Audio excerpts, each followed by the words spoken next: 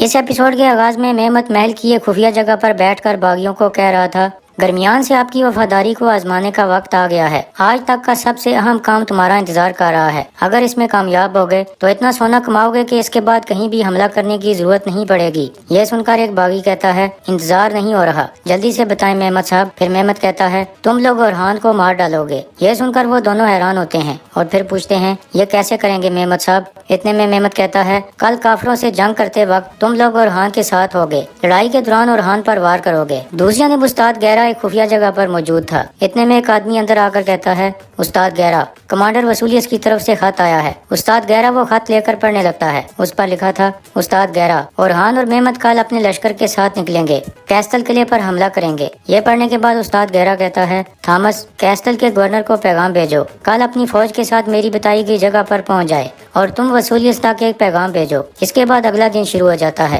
عثمان صاحب کے سپاہیوں نے منگولوں والا لباس پہن لیا تھا۔ ان کے ساتھ گرفتار کیے گئے منگول بھی موجود تھے۔ پھر عثمان صاحب ان منگولوں کو کہتے ہیں، اگر تم لوگ مرنا نہیں چاہتے تو اپنا کام اچھے طریقے سے کرنا۔ اتنے میں تورحان کہتا ہے، اگر یہ نہیں کریں گے تو ان کی حالت زیادہ خراب ہو جائے گی۔ پھر عثمان صاحب کہتے ہیں، چلو روانہ ہوتے ہیں۔ اس کے بعد وہ سب گھوڑا گاڑی پر سوار ہو جاتے ہیں اور پھر روانہ ہو جاتے ہیں۔ دوسری طرف یعنی شہر میں ایک سپاہی بھاگتے ہوئے اندر جانے لگتا ہے تو یعقوب سردار کا خاص سپاہی اسے روک لیتا ہے اور پوچھتا ہے، یہ خط کس کے لیے ہے؟ سپاہی کہتا ہے، اورحان صاحب کے لیے۔ تو یعقوب سردار کا آدمی کہتا ہے، مجھے دے دو۔ اتنے میں وسولیس وہاں آ کر کہتا ہے، آؤ بھائی، تمہیں اورحان صاحب کے پاس لے چلوں۔ لیکن یعقوب سردار کا آدمی اس سپاہی سے خط چھین لیتا ہے اور کہتا ہے، یہ خط اپنی جگہ پر پہنچ جائے گا، چلو جاؤ یہاں سے۔ یہ سن کر وہ دونوں چلے جاتے ہیں۔ اس کے بعد یعقوب سردار کا آدمی وہ خط کھول کر پڑھنے لگتا ہے۔ کچھ ہی دیر میں اورحان اور مہمت اپنے اپنے لشکر کے ساتھ سرائے محل کے صحن میں پہنچ جاتے ہیں۔ اتنے میں یعقوب سردار بھی باہر آ جاتا ہے تو وہ آدمی خط یعقوب سردار کو دے دیتا ہے۔ یعقوب سردار وہ خط پڑھنے لگتا ہے اور پھر ہلکا سا مسکراتا ہے۔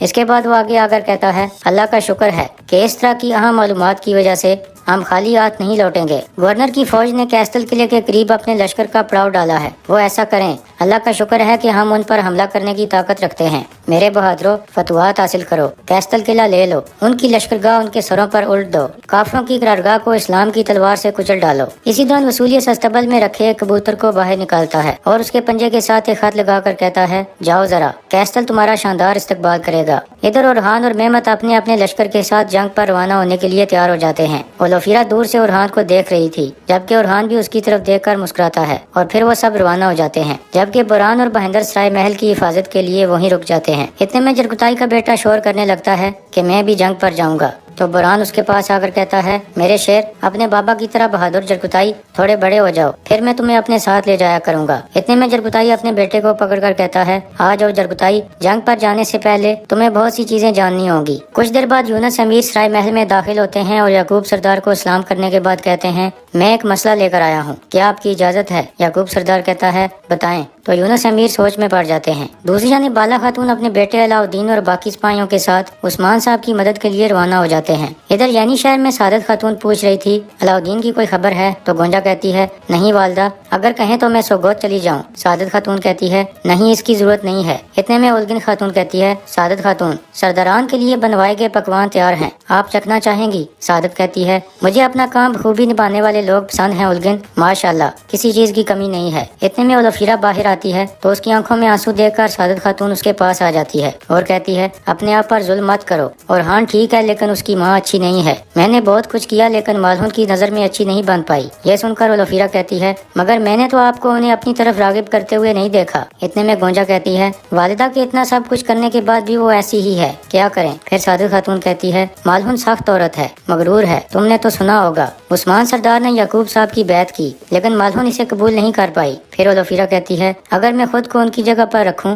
تو میرا غرور بھی اس بات کی اجازت نہیں دیتا۔ پھر سعادت خاتون کہتی ہے، دیکھو تم خود کو اس کی جگہ پر رکھ کر اداس ہو رہی ہو، اس نے تمہارے لیے کیا کیا؟ سنا ہے کہ اس نے تمہارے ساتھ خادماؤں سے بھی بدتر سلوک کیا، اسی لیے تم فوراً یہاں سے چلی جاؤ۔ اولوفیرا کہتی ہے، ہاں، مالہن خاتون مجھے زیادہ پسند نہیں کرتی۔ پھر سعادت خاتون کہتی ہے، مالہن خاتون کی سمجھ میں کچھ نہیں آتا، کاش کہ تم میری بہو ہوتی۔ کیا خیال ہے گونجا؟ تو گونجا کہتی ہے، مجھے بھی ایک سہیلی کی ضرورت ہے۔ پھر اولوفیرا کہتی ہے، میں بھی یہاں اکیلی ہوں، آپ کی سہیلی بن سکتی ہوں گونجا خاتون۔ اتنے میں مالہن خاتون بھی وہاں آ جاتی ہے اور کہتی ہے، آج کل آپ بالکل اکیلی نہیں دکھ رہی، سعادت خاتون جہاں ہوگی وہیں اولوفیرا بھی ہوگی۔ یہ سن کر سعادت کہتی ہے، کیا ہوا، یا پھر آپ کو جلن ہو رہی ہے؟ تو مالہن خاتون کہتی ہے، اس کے برعکس آپ کو اس طرح دیکھ کر مجھے بہت خوشی ہوتی ہے، ماشاءاللہ، اللہ آپ کی محبت میں اضافہ فرمائے۔ اس کے بعد سعادت خاتون کہتی ہے چلیں پھر اب دسترخوان پر بیٹھتے ہیں، الگن کے تیار کردہ کھانے کو چکھیں، اور آپ کو الگن کا کھانا تو ضرور یاد آتا ہوگا۔ مالہون خاتون آگے سے کوئی جواب نہیں دیتی، پھر وہ سب دسترخوان کی طرف چلی جاتی ہیں۔ دوسری طرف عثمان صاحب اور ان کے سپاہی منگولوں کے بیس میں ان کے ٹھکانے پر پہنچ جاتے ہیں۔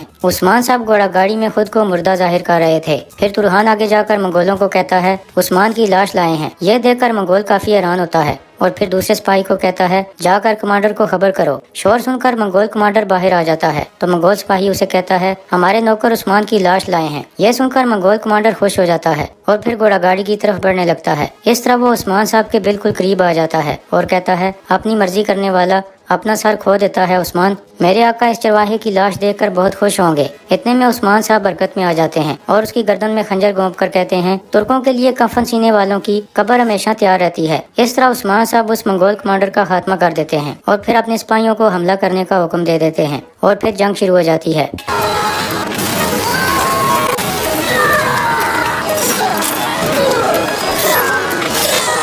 اس طرح بہت سے منگول مارے جاتے ہیں۔ ادھر یعنی شہر کے سرائے محل میں یعقوب سردار یونس امیر کو اندر لے آتا ہے اور پھر کہتا ہے تو بتائیں آپ کا کیا مسئلہ ہے۔ یونس امیر کہتے ہیں میں بازار گیا تھا، معلوم ہوا کہ یعقوب صاحب عثمان صاحب کے سرائے محل میں امانت کا انتظار کر رہے ہیں۔ یعقوب سردار کہتا ہے غلط سنا ہے درویش حضرت، عثمان صاحب نے میری بیعت کی ہے، یہ محل امانت نہیں بلکہ میری ملکیت ہے، یہ میرا ہے۔ یونس امیر کہتے ہیں آپ کہہ رہے ہیں میرا ہے، یعقوب صاحب آپ جان لیں جو ایسا کہتا ہے وہ مسائل سے نجات نہیں پاتا اور اپنے آس پاس والوں کو بھی پریشانی میں ڈال دیتا ہے۔ پھر یعقوب سردار کہتا ہے درست فرمایا درویش حضرت، لیکن جب میں کہتا ہوں کہ یہ علاقے میرے ہیں تو اس سے پہلے میرے رب کے ہیں۔ میرا مقصد اقتدار نہیں بلکہ عوام کا مستقبل ہے۔ میرا رب میرے ایمان اور نیت سے واقف ہے، مجھے اپنے آپ پر یقین ہے۔ پھر یونس امیر کہتے ہیں یہ یقین اور خود اعتمادی بڑے امتحانات کا باعث بنتی ہے یعقوب صاحب، مثال کے طور پر شیخ سنہان حضرت، کیا آپ انہیں جانتے ہیں؟ یعقوب سردار کہتا ہے نہیں۔ پھر یونس امیر کہتے ہیں شیخ سنہان نے ہر چیز کے بارے میں سوال کرنے کی اجازت دی تھی لیکن اپنے ایمان کے بارے میں پوچھنے کی اجازت نہیں دی۔ انہیں اپنے آپ پر بہت اعتماد تھا اور اپنے ایمان پر ذرا برابر بھی شک نہیں تھا۔ کہتے تھے کہ میں اللہ کے سوا کسی چیز کے آگے سر نہیں جھکاؤں گا۔ وقت گزرتا گیا اور انہیں ایک پادری کی بیٹی سے پیار ہو گیا، وہ اس سے شادی کرنا چاہتے تھے۔ پادری نے کہا اگر تم میرے خنزیر چراؤ تو اس کے بدلے شادی کی اجازت دوں گا۔ شیخ سنان کا دل محبت سے لبریز تھا، انہوں نے ٹال مٹول نہیں کی اور قبول کر لیا اور پھر شادی کر لی۔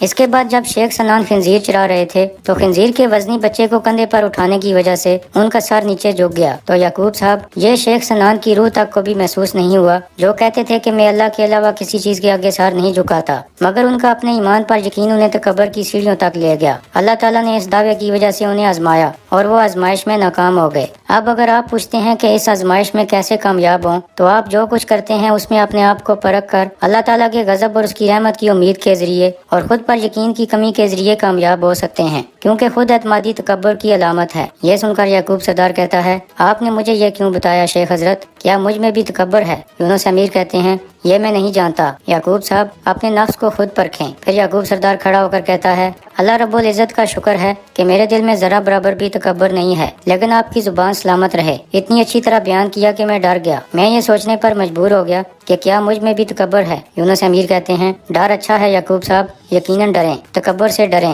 تاکہ آپ کا دل ذرا برابر بھی تکبر سے آلودہ نہ ہو، سلامت رہیں۔ یہ کہہ کر یونس امیر وہاں سے چلے جاتے ہیں۔